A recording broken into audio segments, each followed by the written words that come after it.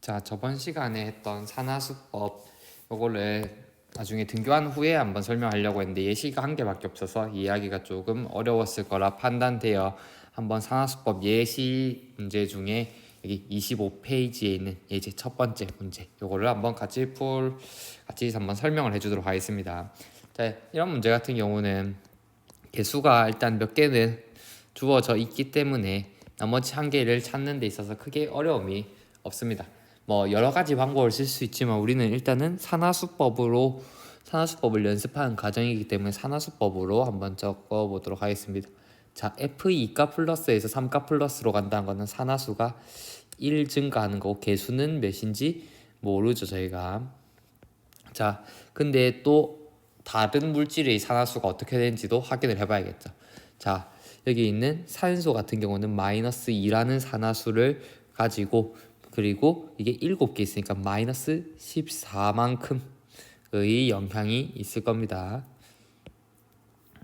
마이너스 14만큼 있을 거고, 그러면 크로뮴 CR이 크로뮴인데 크로뮴이 플러스 6이 되어야 플러스 6 플러스 6 되면 딱 마이너스 2가 돼서 2가 마이너스 2가 음이온이 나온 거 알 수 있죠. 그래서 결론적으로는 크로뮴이 플러스 6이고 산소가 마이너스 2다 이렇게 할 수 있습니다. H 플러스는 플러스 1, F2는 뭐 이미 했고 CR 여기 크로뮴 3 플러스 3 그리고 H2OH는 플러스 1 산소는 마이너스 2 되면 산화수가 변하는 거 누가 있다? 크로뮴 있죠. 크로뮴 같은 경우는 산화수가 감소합니다. 자, 3만큼 감소하는데 이 3만큼 감소하는 크로뮴의 수가 몇 개 있다? 2개 있다. 그래서 즉 산화수가 얼마나 감소한다? 6이 감소한다. 자, 6만큼 산화수가 감소하니까 증가한 산화수도 몇이어야 된다?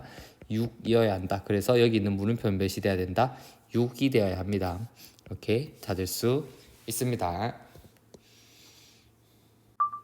자, 그리고 발열 반응, 흡열 반응 여기 나와 있는 이 단원 산화하는 반응이라고 적혀져 있는데 화학 반응과 열의 출입이라는 단원입니다.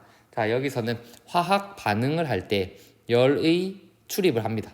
자, 화학 반응 전과 후에 열이 나갈 수도 있고 입 들어올 수도 있는데 어떤 경우에 들어오고 어떤 경우에 나오고 그리고 얼마나 들어오고 나오고 이거를 계산하는 방법까지 이번 시간에 다뤄보도록 하겠습니다. 여기 내용은 그렇게 많지 않기 때문에 몇 개의 내용만 좀 집중해서 보면 됩니다. 자, 우선 발열 반응이라는 화학 반응인데 말 그대로 열이 발생하는 반응입니다. 화학 반응이 일어날 때 열이 발생하는 반응입니다. 자, 그래서 화학 반응하면 반응식을 쓸 때 우리 어떻게 적었다? 반응물을 왼쪽에 적고 생성물을 여기 오른쪽에 이렇게 적었었죠. 근데 여기 또 이야기한 것처럼 열이 발생하니까 열은 생성이 된 겁니다. 자, 열이 생성이 된 거니까 생성물 뒤에 여기 열이 들어가야 되는 겁니다. 열은 생성물로서 나온 겁니다. 자, 이런 거의 대표적인 반응이 지금 선생님 여기 4단원 들어서 예시로 많이 쓰고 있는데 메테인의 연소 반응이 있죠. 자, 근데 이런 화학 반응에서 열이 발생하는 이유가 무엇인지 한번 보도록 하겠습니다. 자, 메테인 연소 반응은 CH4와 O2가 반응해서 CO2와 H2O가 생성되는 화학 반응입니다. 자, 여기서 개수를 맞춰주면 이쪽 2, 여기에 2 합니다. 자, 그럼 요것들이 왜 열이 생성되는가를 알려면 한번 봐두기만 됩니다. CH4는 어떻게 생겼냐? C를 중심 원자로 두고 H랑 단일 결합 4개를 하고 있고 그리고 O 같은 경우는 O 이중결합을 이렇게 하고 있습니다. 이게 2개가 이렇게 있죠. 그리고 생성물의 CO2 같은 경우는 C를 중심 원자로 두고 O와 이중결합을 하고 있고 H2O 같은 경우는 O를 중심 원자로 H와 이렇게 단일 결합을 하고 있습니다. 자, 이런 반응이 일어날 때 실제로는 이것이 아무런 가정 없이 한 번에 이렇게 되는 것이 아니라 이 CO2와 H2O가 생성되기 위해서는 여기 물질에 있는 것들이 다 산산조각이 나야 됩니다. 산산조각이. C랑 H 사이에 끊어져야 되고 O랑 O 사이에 이중결합이 끊어져야 됩니다. 즉 이 C랑 H 사이에 결합을 4개 깨부숴야 되고 그 다음에 O랑 O 사이에 결합을 2개 깨부숴야 됩니다. 자, 근데 에너지를 주어야 이것들이 깨지겠죠. 그래서 이것들이 여기 있는 CH4와 O2가 전부 다 C 1개 그리고 H 4개 O 4개로 산산조각이 나려면 에너지를 받아야 됩니다. 즉 흡수해야 됩니다. 에너지를 흡수. 에너지를 흡수해야 되기 때문에 이게 부서지는 과정만 보면 열을 흡수해야 됩니다. 여기서 말하는 에너지는 전부 다 열을 의미합니다. 열을 흡수해야 하고 그럼 이렇게 부서진 것들이 다시 CO2와 H2O가 되는데 CO2와 H2O가 되기 위해서는 여기 있는 C 1개, H 4개, O 4개가 이렇게 결합이 생기는 겁니다. 결합이. 그런데 이 결합이 생긴다는 거는 결합은 왜 하는 거다? 안정해지려고 하는 거다. 안정해지는 거는 에너지가 낮아지는 게 되겠죠. 에너지가 낮아진다는 거는 본인이 가지고 있는 에너지에서 더 낮은 곳으로 가기 때문에 그 차이만큼의 에너지는 방출시킨 거예요. 방출. 에너지를 방출하게 됩니다. 자, 그러면 어떤 화학 반응이든 간에 이렇게 각각의 원자로 이렇게 박살내는 열을 흡수하는 과정이 있고 그 다음 이렇게 박살난 원자로 조각조각 난 것들이 이렇게 분자나 다른 화학 결합들을 하는 과정에서 열을 방출하게 됩니다. 근데 만약에 방출하는 과정이 흡수하는 과정에서의 에너지 변화보다 크다 하면 에너지를 방출한 게 에너지를 흡수한 것보다 크니까 결론적으로는 에너지를 방출하게 돼 있죠. 근데 이 방출을 어떤 에너지로 방출하냐? 열 에너지로 방출하게 됩니다. 그래서 이렇게 에너지를 발생시키는 발열 반응 같은 경우는 이렇게 방출의 과정이 흡수의 과정보다 더 크기 때문에 열을 발생시킨다라고 알면 됩니다.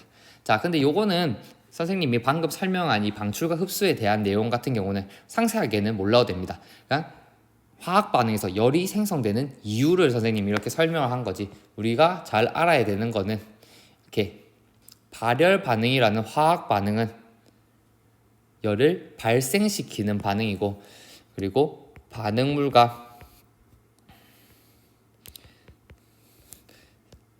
생성물을 적는데 이 생성물과 같이 나와야 된다. 즉 오른쪽에 열을 적어줘야 된다.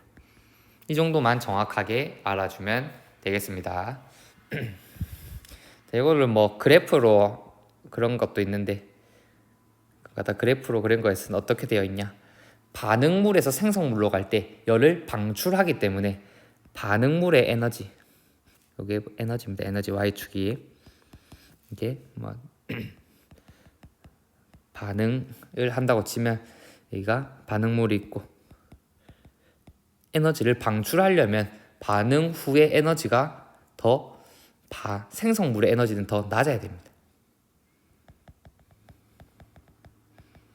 이제 사실은 에너지라는 거는 보존이 돼야 되기 때문에 이 정도 낮아진 에너지만큼 뭐를 하는 거다? 에너지를 방출하는 거다. 그래서 우리는 이런 반응을 발열 반응이라고 한다. 이때는 반응물의 에너지가 생성물의 에너지보다 더 높다라고 꼭 알아줘야 됩니다. 이 반응물과 생성물의 에너지 차이를 가끔 헷갈리는 친구들이 있는데 요거만 정확하게 알아주면 됩니다. 자, 일단 뭐 여기 발열 반응의 예가 있는데 발열 반응에는 교과서에 딱 나와 있습니다. 이 세 개는 반드시 꼭 알아두세요. 메테인의 연소 반응, 당연히 발열 반응입니다.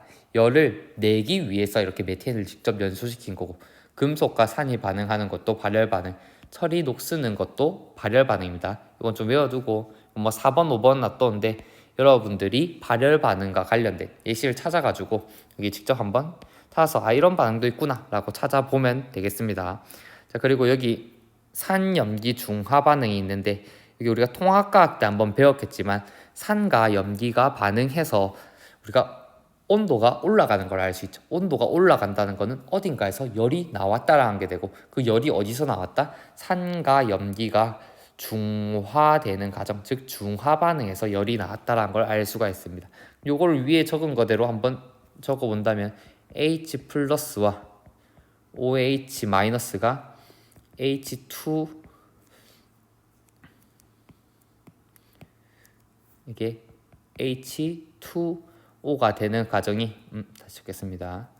화살표로 H2O가 되는 과정에서 열이 나온다라는 것을 알 수가 있습니다. 그리고 그래프로도 한번 그려본다면, 선생님 수업 시간에 간혹 한번 얘기한 적이 있는 것 같은데 H 플러스나 OH 마이너스 같은 경우는 굉장히 불안정한 물질입니다. 즉 에너지가 높은 물질이고, H2O는 우리가 잘 아는 것처럼 그냥 사용을 해도 우리 몸에 큰 문제도 없고 우리가 그냥 뭐 먹더라도 크게 문제가 없는 에너지가 낮은 물질입니다. 그래서 이렇게 에너지 차이가 나기 때문에 어떤 현상이 일어난다? 발열이라는 게 나타난 겁니다. 에너지 차이가 이렇게 나서 에너지가 생성될 때 더 낮은 에너지로 바뀌기 때문에 발열 반응이다 라고 알 수가 있습니다. 자, 그 다음 흡열 반응은 발열 반응의 반대로 그래프를 먼저 그려본다면, 반응물의 에너지랑 생성물의 에너지를 비교할 때 반응물의 에너지가 더 낮은 겁니다. 자, 그러면 이렇게 높은 에너지, 원래 낮았던 에너지가 높은 에너지로 되기 위해서는 뭘 해야 된다? 에너지를 흡수해야 됩니다. 근데 이 에너지의 형태가 어떤 에너지로 돼 있다? 열 에너지로 돼 있습니다. 그래서 열을 흡수해야 이렇게 높은 에너지의 생성물을 가질 수 있는 겁니다. 그래서 화학 반응이 일어날 때 열을 흡수하는 반응입니다. 자, 이번에 이렇게 그래프를 먼저 그렸는데 이것도 화학 반응식으로 적어보면, 반응물이 생성물로 되는 화학 반응에서 열은 어디 있어야 된다? 반응물에 있어야 됩니다. 열도 생성물을 생성하는 재료로 사용되고 반응물도 생성물을 사용하는 재료로 사용되기 때문에 둘 다 반응물에 넣어줘야 됩니다. 그리고 이 경우도 아까처럼 설명을 해보면 이 반응물들이 다 원자로 산산조각 나는데 에너지를 흡수하게 되고, 이 산산조각 난 원자들이 생성물이 되면 에너지를 또 방출하게 되는데, 여기서는 어떤 에너지가 더 큰 거를 말한다? 흡수하는 에너지가 더 클 경우에 이렇게 흡열 반응이 일어납니다. 그 대표적인 예시가 여기 나와 있는 것처럼 뭐 강합성 탄산수소 나트륨의 분해 반응, 질산암모늄이 물에 녹는 반응, 여기 나와 있는 반응 정도는 암기를 해둬야 됩니다. 흡열 반응, 열을 흡수하는 반응입니다. 그럼 주변에 있는 열을 흡수를 한다면 주변의 온도를 어떻게 한다? 온도를 낮춰주겠죠. 그래서 흡열 반응의 특징 같은 경우는 주변의 온도를 낮춥니다. 주변 온도가 낮아집니다. 자, 그러면 위에서도 내가 얼핏 얘기했지만 발열 반응 같은 경우는 주변의 온도를 높여주겠죠. 그래서 중화열 같은 게 나타나는 거고, 흡열 반응 같은 경우는 주변 온도를 이렇게 낮춰줍니다. 그래서 발열 반응과 흡열 반응 이렇게 알아봤고, 그 다음 페이지에 비열과 열 용량이라는 게 있는데 요거에 대해서 한번 보도록 하겠습니다. 어떤 물질을 가열할 때 필요한 열량입니다. 이게 어디서 많이 나오냐? 물의 비열이 높다라는 얘기가 많은데, 물의 비열이 높다라는 거는 물을 가열하기 위해서는 높은 에너지가 필요하다라는 겁니다. 이게 근데 물리적으로 수치가 정확하게 딱 나타나 있는데, 그 수치는 어떤 물질 1g, 만약에 물의 비열이라고 하면 물 1g 1도를 높이는데 필요한 열량이 무엇이냐, 그걸 말하는 겁니다.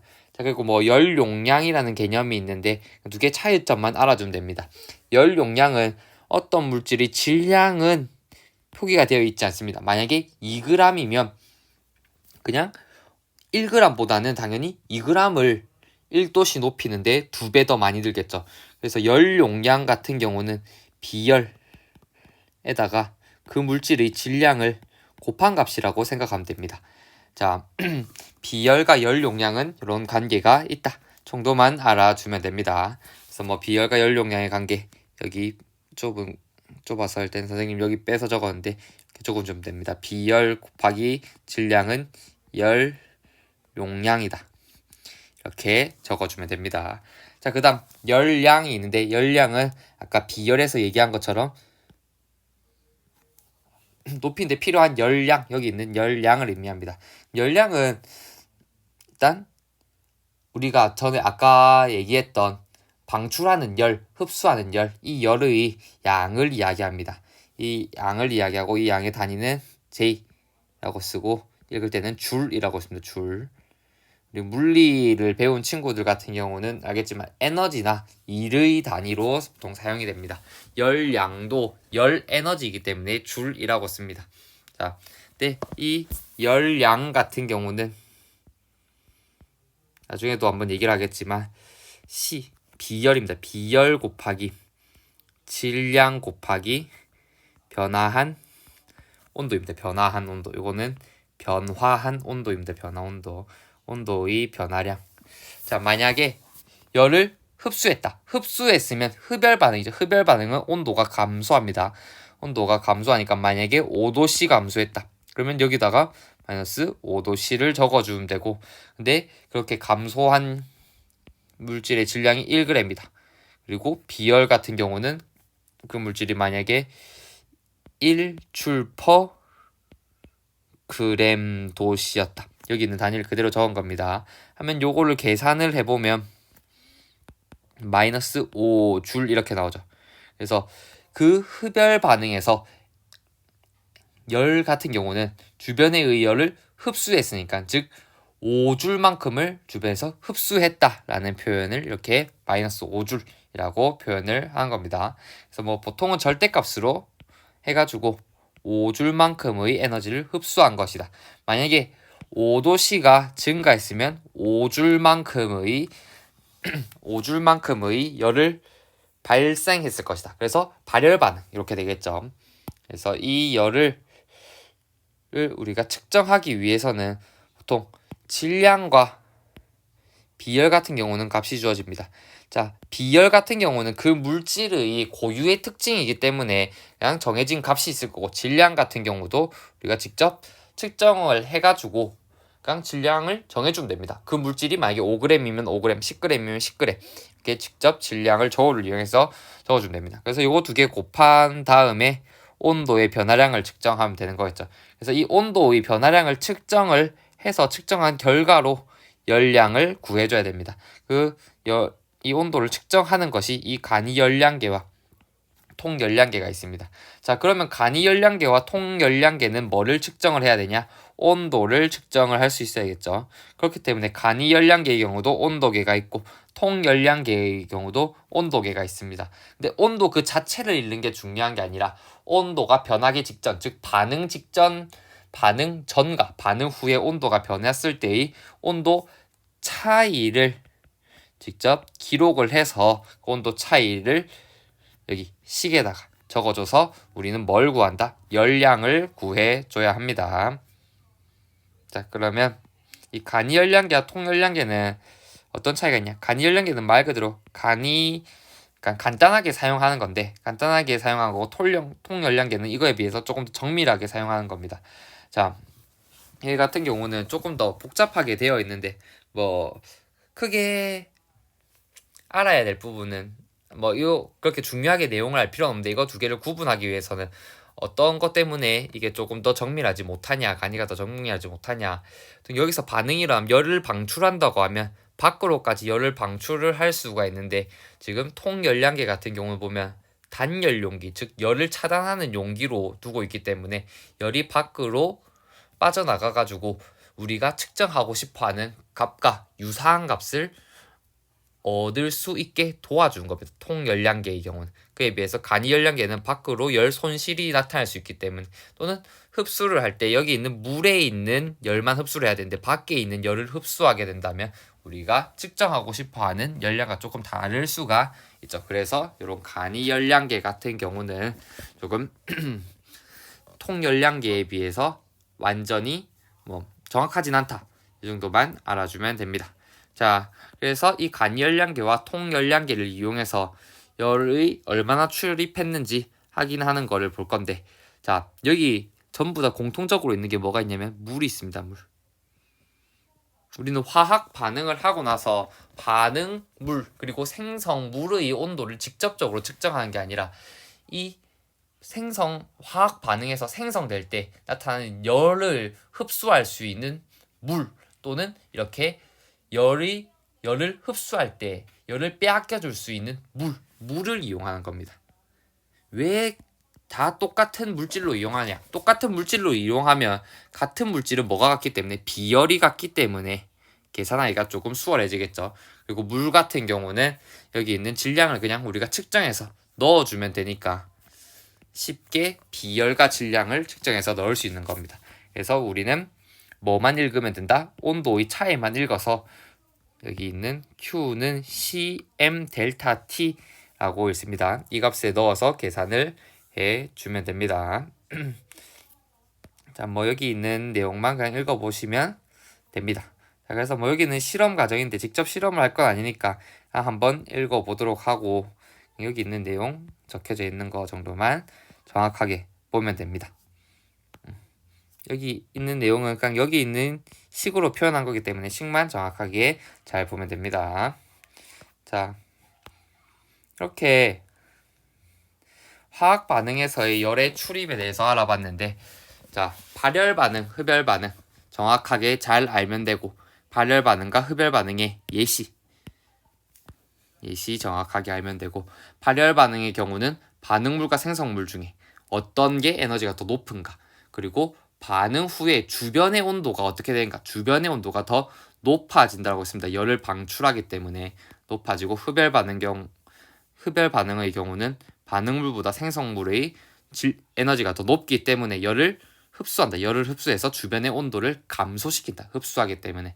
그래서 이걸 측정하기 위해서 간이 열량계와 통 열량계가 있는데, 간이 열량계 같은 경우는 반응을 일으키고, 이 반응이 만약에 발열 반응이면 이 물이 에너지를 흡수해가지고 온도가 증가하겠죠. 그럼 그 증가한 온도를 이용해서 열량까지도 구할 수 있는 거고, 그리고 반대로 여기 있는 화학 반응이 흡열 반응이라고 하면 물에 있는 열을 흡수해서 물의 온도가 감소하겠죠. 그럼 그 감소한 것을 이용해서도 흡수한 열량을 구할 수가 있는 겁니다.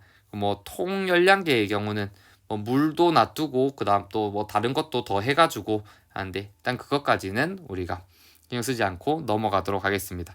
자, 여기까지 해서 4단원 역동적인 화학 반응을 다 배워봤고, 우리는 이제 나중에 등교를 하게 됐을 때 선생님이 나와줬던 문제를 한번 같이 풀어보도록 하겠습니다. 그 시간이 그렇게 많지 않기 때문에 미리 연습한 친구들은 먼저 풀어보고 질문한 것들을 표시를 해서 선생님에게 가져오면 설명을 또 해주도록 하겠습니다. 자, 그러면 오늘은 여기까지 하고 수업 마치도록 하겠습니다.